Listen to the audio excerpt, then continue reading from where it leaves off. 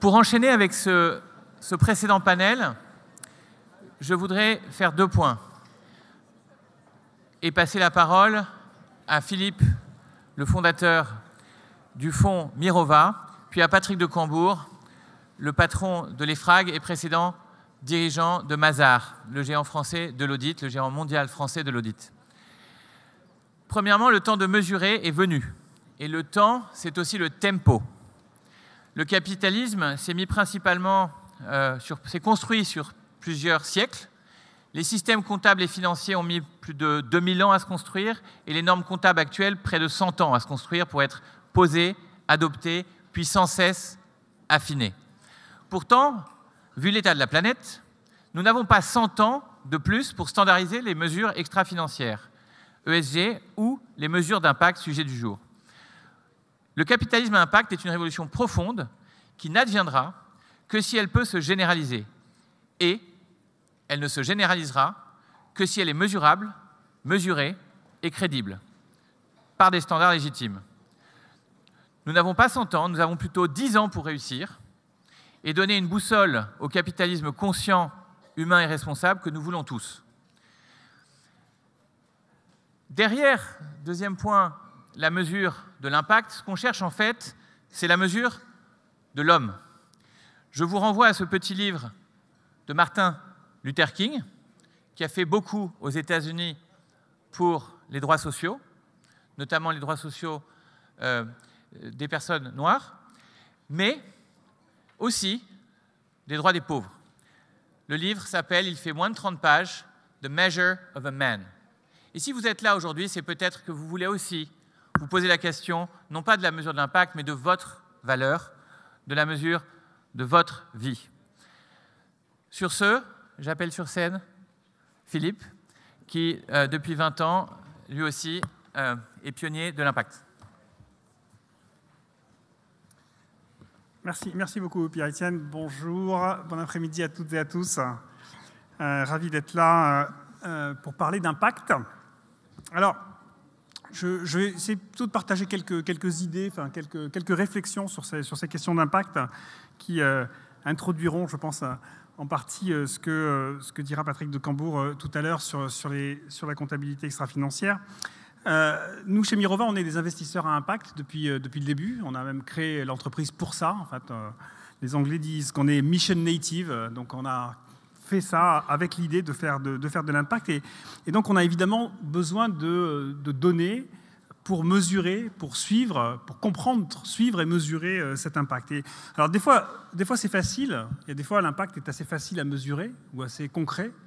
Je ne sais pas, quand vous restaurez une mangrove sur la côte kenyane, par exemple, vous dites, tiens, voilà, vous faites de l'impact. Avant, elle n'était pas bien, maintenant, elle est restaurée, donc vous avez un impact visible assez clair. Encore que, si on commence à parler de crédit carbone, vous allez voir qu'on peut y passer une bonne demi-heure pour commencer à poser le sujet, et puis ensuite, sans doute, quelques semaines à essayer de le résoudre, comme on va essayer de le faire bientôt dans le One Forest Summit, dans quelques semaines à Libreville. Donc, on a besoin de ces données. Et donc là, je parlais de sujets qui étaient a priori plutôt faciles. Restaurer une mangrove, mesurer l'impact carbone. Dès lors qu'on investit dans des entreprises de tailles diverses et variées, qu'on achète des actions, des obligations, etc., là, ça devient évidemment beaucoup plus compliqué. Donc, on a besoin pour ça de données. Alors, avant de venir aujourd'hui, je me suis dit, tiens, quel type de données on a besoin? Donc, j'ai demandé à mon équipe de recherche ESG, je ne sais pas s'il y en a encore quelques-uns dans la salle cet après-midi, en leur demandant, mais alors, votre rêve en termes de données extra-financières, vous avez besoin de quoi? Donc, ils m'ont fait une petite liste à l'après-vert. Ils m'ont dit, on a besoin de données exhaustives sur l'ensemble du business de l'entreprise. On a besoin de comprendre l'ensemble du business de l'entreprise. On a besoin de données, évidemment, qui couvrent l'ensemble du cycle de vie de l'entreprise et du cycle de vie des produits qui sont fabriqués par l'entreprise. On a besoin aussi d'une vision prospective. Une photographie ne suffit pas. On doit être dans une dynamique et essayer de comprendre l'avenir. On a besoin, à côté des chiffres quantitatifs, des explications qualitatives pour enrichir, comprendre un petit peu mieux tout ça. On a surtout besoin d'une clarté sur les méthodologies qui sont utilisées pour produire ces chiffres et ces données et comprendre les limites de ces méthodologies. Et puis, on a besoin aussi de précision et donc d'informations qui soient dédiées au secteur dont on parle, et donc pas forcément général, mais beaucoup plus approprié à tel ou tel secteur. Et enfin, quelquefois, il faut qu'on accepte d'utiliser des estimations et de ne pas chercher forcément la vérité absolue, mais donc accepter des estimations. Voilà, en gros, un petit cahier des charges. Je ne sais pas si l'EFRAG pourra le prendre en compte. Alors, peut-être pour rebondir sur ce dernier point que je disais, qui était ce sujet des estimations, une deuxième réflexion, c'est que nous n'avons jamais attendu, nous, chez Mirova, d'avoir des données parfaites pour agir. Je suis souvent assez agacé par ces messages qui consistent à dire on manque de données, et puis après des fois on a trop de données, mais c'est ce côté du manque de data, et on doit attendre d'avoir des données pour pouvoir agir, a trop souvent été un alibi pour continuer le business as usual. Et donc je crois que ça c'est extrêmement important. Et donc nous on a toujours pris cette philosophie de se dire quand on manque d'une donnée, on va se décarcasser pour essayer ou d'aller la trouver si elle existe, quelquefois elle existe déjà, ou alors essayer de la fabriquer ou de l'inventer ou de l'estimer. Donc c'est ce qu'on a fait dès 2015 sur les données carbone, en co-fabriquant de la méthodologie, notamment avec nos amis de Carbone 4. Puis c'est ce qu'on a refait plus récemment sur les questions de la biodiversité, par exemple, en se disant on n'a pas de données sur la biodiversité, on a fait un appel à candidature avec nos amis de BNP, AXA et Sycomore, et on a décidé de travailler avec Iceberg Data Lab pour fabriquer des données sur l'impact des entreprises sur la biodiversité, et cela avant même que les standards internationaux de type TNFD nous donnent des éléments un peu plus concrets sur la façon de faire. Donc, on avance. Ensuite, on est malgré tout un acteur engagé, et donc être une société à impact, faire de l'impact, c'est pas seulement faire des choix d'allocation pour moi. Je pense que la mesure de l'impact doit se faire au niveau d'une entreprise d'asset management dans son ensemble et pas forcément fond par fond. Et donc, en tant qu'acteur engagé, on a évidemment un avis dans le débat public. Et donc, par exemple, dans le débat sur la comptabilité, on défend, bec et ongle, j'allais dire, la notion de double matérialité. Et donc, dans le débat que l'on installe, que la presse notamment et d'autres installent entre l'ISSB et les FRAG, on est évidemment, comme ça, par nature, beaucoup plus aligné sur les travaux européens. Mais bon, il faut se dire que quand même, ensuite, il y a la réalité qui nous rattrape et que il faut faire attention à la complexité et que les choix qui ont été faits par exemple par l'ISB d'utiliser des indicateurs SASB ou GRI est souvent vu comme beaucoup plus praticable. Et donc on a quand même cette problématique de combiner cette double matérialité avec une simplicité et une efficacité des normes. Et sur ce sujet-là, bien entendu, comme on est investisseur, on échange aussi beaucoup avec les entreprises. Et on demande aux entreprises, qu'est-ce que vous en pensez de ça? Et les entreprises nous disent, oui, ça va être très compliqué. Et puis en plus, vous comprenez, avoir deux standards, c'est pas possible. On ne peut pas avoir deux standards parce que deux standards, ça nous oblige à faire deux reporting. Et puis nous, on est une boîte internationale et donc on ne peut pas s'amuser à avoir deux standards, un standard en France, en Europe et un standard aux États-Unis. Je crois qu'il faut entendre cette inquiétude-là. Moi, mon avis, c'est que je pense qu'il faut accepter la multiplicité des standards. Parce que si on n'accepte pas la multiplicité des standards, si on veut demander un standard unique, ça va nous pousser vers le standard le plus simple et le moins exigeant. Vers le plus petit dénominateur commun, c'est une évidence. Donc, quand on dit aujourd'hui « je ne fais pas de choix entre ISB et FRAG, mais j'en veux qu'un seul », ça veut dire qu'on a fait le choix de l'ISB. Voilà. Et ça, je pense que c'est quelque chose qui est important. Alors après, en revanche, exiger qu'il y ait un minimum d'interopérabilité de ces standards, ça, c'est absolument essentiel pour la mise en œuvre et la simplicité. Ensuite, autre remarque que je voulais faire, c'est que là, on est en train de parler des données qui viennent des entreprises, des données donc, de la comptabilité qui donc proviennent des entreprises elles-mêmes. Évidemment, aujourd'hui, ça reste l'essentiel, le gros des données qu'on utilise. Mais il ne faut pas se tromper, la tendance va dans l'autre sens. C'est-à-dire que plus on va aller, plus on va avoir de données qui ne proviendront pas de l'entreprise, qui proviendront de tiers, qui proviendront d'analyses satellites, qui proviendront d'intelligence artificielle, qui proviendront d'observateurs externes à l'entreprise. Et donc je crois qu'on va avoir de plus en plus à mixer ces données et comparer des données qui viennent, encore une fois, pour mesurer les émissions de méthane d'une entreprise aujourd'hui. Vous n'avez pas besoin de demander à l'entreprise, vous prenez un satellite, vous regardez et vous allez avoir les émissions de méthane de l'entreprise usine par usine de façon très détaillée sans forcément demander à l'entreprise. Donc ça, je pense que c'est extrêmement important. J'en termine avec deux dernières petites remarques et puis ensuite je laisse la parole à Patrick de Cambourg. Juste un point pour revenir sur ces normes européennes. Très souvent, je trouve qu'on est complexé en Europe et qu'on se dit on ne va pas y arriver et que fabriquer des normes en Europe, c'est difficile notamment dans les secteurs financiers, face à des normes anglo-saxonnes. Je pense qu'il ne faut pas qu'on soit complexé. Je pense que l'Europe a une véritable capacité à fabriquer de la norme mondiale. On l'a prouvé dans de nombreux domaines, dans la chimie avec REACH, dans RGPD sur la sécurité des données, UCITS sur la réglementation des fonds d'investissement. Je crois qu'on peut le faire sur d'autres domaines, y compris la comptabilité. Voilà, je finirai peut-être juste en vous disant que dans mesure d'impact, le mot important, c'est impact. Et la mesure d'impact, c'est le troisième élément de ce qu'on appelle l'impact. Vous savez, qu'on définit généralement par intention, additionnalité, mesure. Si vous n'avez pas l'additionnalité, vous n'avez pas d'impact, mais surtout si vous n'avez pas l'intention, et je crois que c'est ce qui manque le plus souvent, si vous n'avez pas d'intention, ça ne servira à rien de mesurer. Merci. Bravo, merci.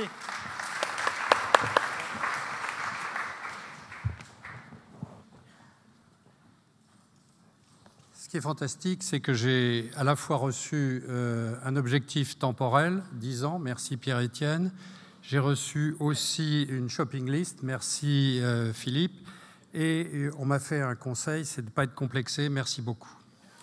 Donc, on va essayer de ne pas être complexé. Dans le temps qui nous est imparti, je vais essayer de faire avec vous, et paradoxalement, l'impact c'est important, mais la mesure de l'impact, c'est aussi important. Tout ceci pour rebondir sur le propos de Philippe. Donc je vais essayer de vous dire de façon très simple, de traiter la mesure de l'impact sous 4 aspects rapides. Le premier, c'est le quand. Le deuxième, c'est le vers où, quelle est la destination. Le troisième, c'est quoi et comment. Et enfin, avec qui. Donc le quand. Churchill disait il faut plus, ce n'est jamais le début de la fin, c'est souvent la fin du commencement. Eh bien, effectivement, nous sommes aujourd'hui à un moment clé où les pionniers passent le relais, peut-être, largement, et les cercles concentriques qui étaient évoqués tout à l'heure s'élargissent, où on devient potentiellement mainstream. Et la question que je partage, la réponse que je partage avec vous sur le quand, c'est qu'aujourd'hui, la question n'est pas de savoir quand on part sur la mesure de l'impact, parce que nous sommes partis en Europe, mais c'est quand nous allons arriver.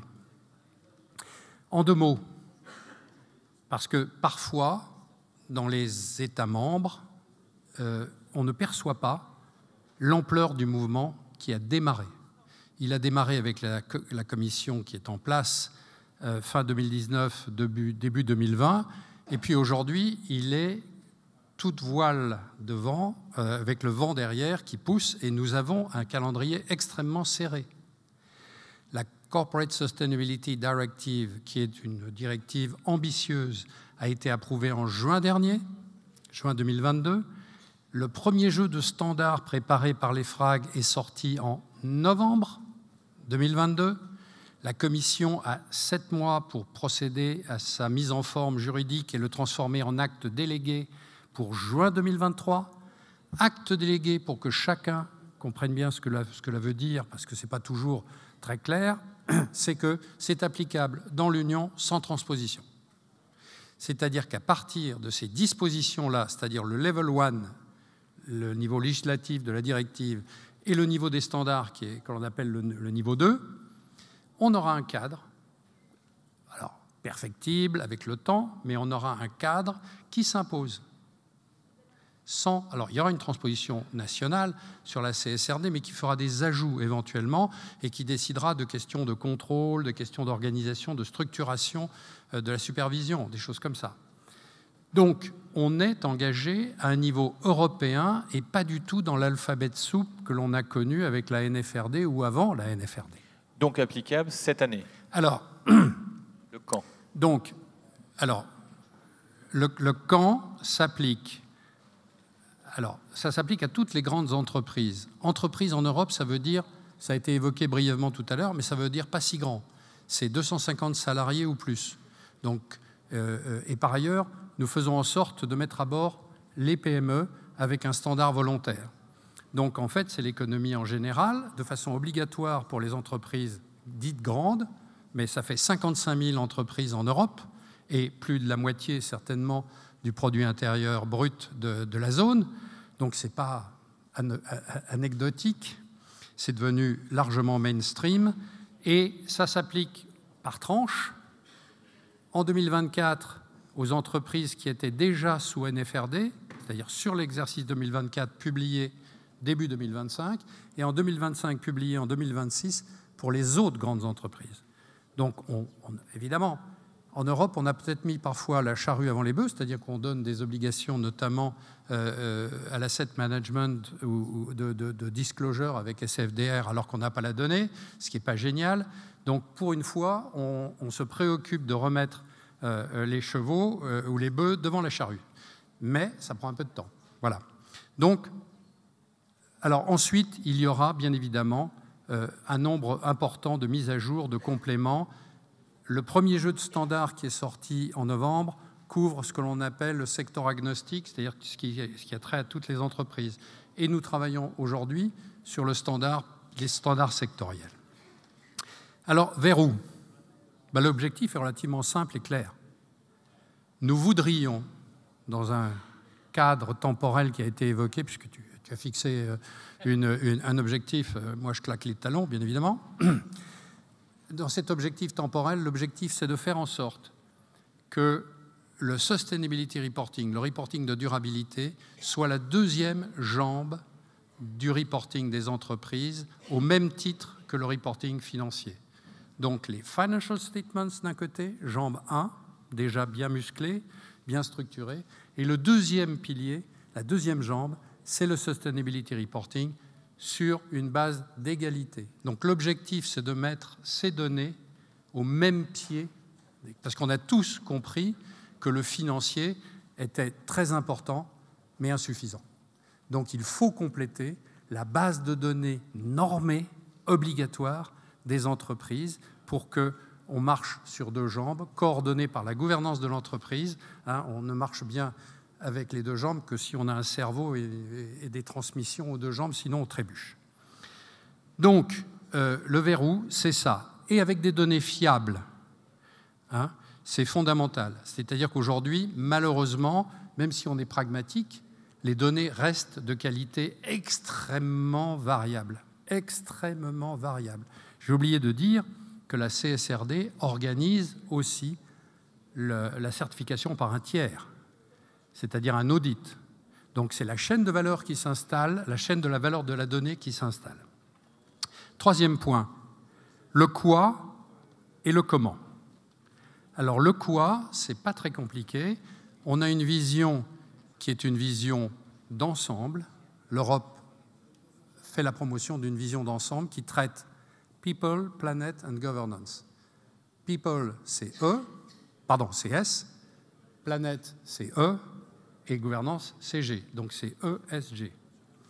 Et donc, on mesure là la relation de l'entreprise avec l'environnement, avec le sociétal, et comment la gouvernance prend tout cela à bord. Et il est important de dire que ceci s'élabore sous deux, non pas contraintes, mais sur deux concepts fondamentaux. Le premier concept, c'est que l'élaboration est multi-partie prenante. Il ne s'agit pas de privilégier telle ou telle partie prenante. Aujourd'hui, le conseil que je préside est composé de toutes les parties prenantes européennes qui vont des préparateurs, des auditeurs, des utilisateurs, à ce qu'on appelle la société civile, c'est-à-dire les organisations non gouvernementales et tous les représentants comme les syndicats. Donc, on peut espérer que sur la base d'un consensus qui conduit chacun à faire des petits compromis, bien évidemment, entre les aspirations spontanées de chaque catégorie, on arrive à quelque chose qui soit très proche de notre modèle social et économique, tel que, je crois, il constitue une véritable identité européenne, même si parfois ce n'est pas toujours évident. Le deuxième concept clé, il a été évoqué, c'est la double matérialité. Nous pensons qu'il est absolument essentiel, et c'est ce que nous demande la directive, de considérer que, d'une part, il y a une démarche d'impact, il faut mesurer les impacts de l'entreprise, ce qu'on appelle vulgairement le inside out, c'est-à-dire l'entreprise et ses effets sur son environnement, non pas au sens environnemental, mais son environnement au sens large. Et, par ailleurs, l'inverse, qui est quels sont les effets sur la gestion de l'entreprise, le outside in, y compris en termes d'effets financiers. Donc nous avons une vision duale, mais complètement interpénétrée de la matérialité, de ce qui est significatif et de ce sur quoi il faut que le reporting apporte l'éclairage nécessaire. Donc impact et matérialité financière. Et pas simplement un investor focus comme cela a été fait. Je crois d'ailleurs personnellement que la notion d'investor focus est une notion complexe parce que ça conduit, qu'on le veuille ou non, à se poser la question de savoir quels sont les impacts qui auront une conséquence financière pour l'entreprise. Et là, la limite est quasiment infinie parce qu'on ne sait pas dire quand un impact n'a aucune conséquences financières. C'est pratiquement impossible de dire. Ou alors, il faut réfléchir très sérieusement, peut-être 2 ou 3 thèses de doctorat plus loin, on en saura davantage. Donc, voilà le quoi et le comment, multi-stakeholder, double matérialité, impact sur E, S et G. Et une cohérence qui est la recherche fondamentale de cette information. Nous avons privilégié 5 qualités dans la recherche des informations qu'il faut donner. Le premier, c'est que l'information soit pertinente, c'est-à-dire qu'elle décrive bien un élément de réalité que l'on cherche à approcher. Le deuxième, c'est ce qu'on appelle l'image fidèle, c'est-à-dire que l'ensemble des informations pertinentes qu'on nous donne ne soit pas biaisé, c'est-à-dire qu'on ait l'ensemble des informations. Le troisième, c'est évidemment la comparabilité. Mais pour atteindre la comptabilité, il faut faire appel à la quatrième caractéristique qui est la fiabilité et ce qu'on appelle la capacité à vérifier, démontrer le chemin d'élaboration et de collecte de l'information. Et puis, il faut que ça soit compréhensible, parce que si on fait quelque chose qui est incompréhensible, eh bien, ça ne servira à rien. Dernier point, le « avec qui ». Alors, avec qui ? Évidemment, j'ai entendu ce qu'a dit Philippe, la pluralité n'est pas un problème. Nous avons clairement, depuis le début, indiqué qu'à la différence de l'information financière, où il y avait, au moment de l'harmonisation internationale, qui est relative, puisque, comme vous le savez, il existe un corpus nord-américain et un corpus IFRS, et encore le corpus IFRS est plus ou moins admis. Par exemple, au Japon, il est optionnel, tandis qu'en Europe, il est obligatoire. Donc, et en Chine, il est convergé en substance. Donc, à la différence du financial reporting qui était fondé sur déjà des marchés financiers qui étaient déjà assez communs dans leur fonctionnement, là, en l'occurrence, nous sommes très liés aux politiques de chacune des zones économiques. Et donc, le côté, ce qu'on appelle en anglais le côté juridictionnel, est très important. Donc évidemment, il faut à la fois rechercher une global baseline, mais ne pas s'arrêter à la global baseline, parce que je partage le sentiment de Philippe.